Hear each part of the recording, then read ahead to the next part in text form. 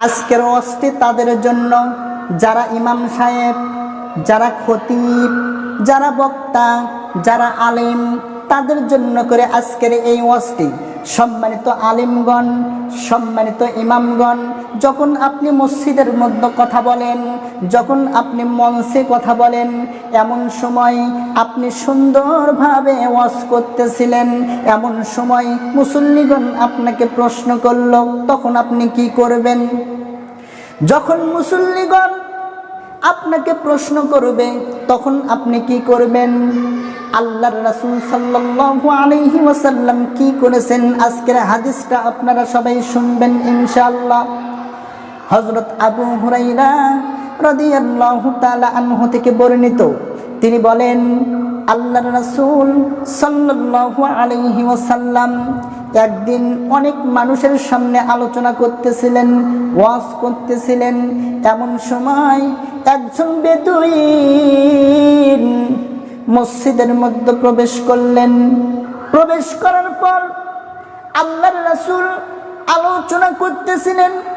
এমন সময় ওই বেদুইন আল্লাহর রাসূলকে জিজ্ঞেস করতেছেন, ইয়া রাসূলুল্লাহ, ইয়া হাবিবাল্লাহ, আমি আপনার কাছে একটি প্রশ্ন করতে চাই, কিয়ামত কবে হবে আপনি আমাকে বলুন। আল্লাহর রাসূল তার কোনো কথার জবাব দিলেন না। আল্লাহর রাসূল আলোচনা করতেই আছেন, আলোচনা করতেই আছেন।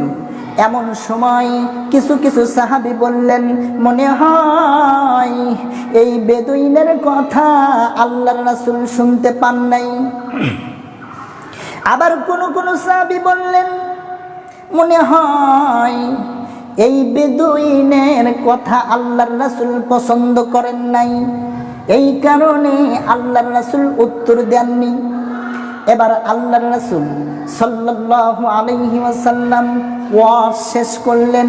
ওয়াজ শেষ করার পর এবার ওই সমস্ত মানুষদের মধ্য থেকে জিজ্ঞেস করলেন, কই গো, কে আমাকে জিজ্ঞেস করেছো কিয়ামত সম্পর্কে? তুমি আমার সামনে আসো। এবার ওই বেদুইন যখন সামনে আসলেন, আসার পরে বলতেছেন, তুমি কি আমাকে কিয়ামত সম্পর্কে প্রশ্ন করেছো?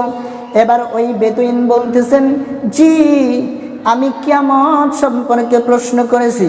এবার আল্লাহর রাসূল সাল্লাল্লাহু আলাইহি ওয়াসাল্লাম বললেন, বেদুইন গো, শোনো শোনো, যখন কোনো অযোগ্য মানুষকে যোগ্য কাজের জন্য নির্বাচন করা হবে তখন তুমি বুঝে নিবা তখন কিয়ামত হয়ে যাবে।